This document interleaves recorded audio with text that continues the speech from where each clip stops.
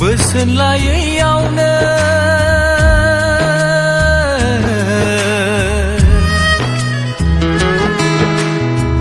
जानांबाय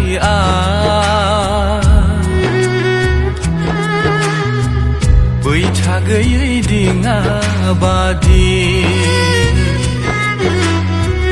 बोसोन लायैयावनो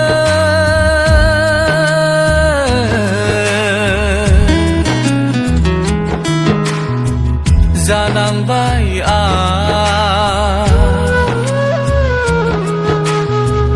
बैथा गैयै दिङा बादि हांगार जालांबाय साननाय मावनाय मिजिं आरो थांखि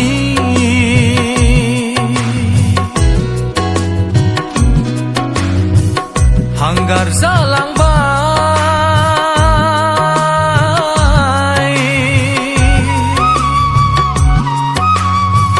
साननाय मावनाय मिजिं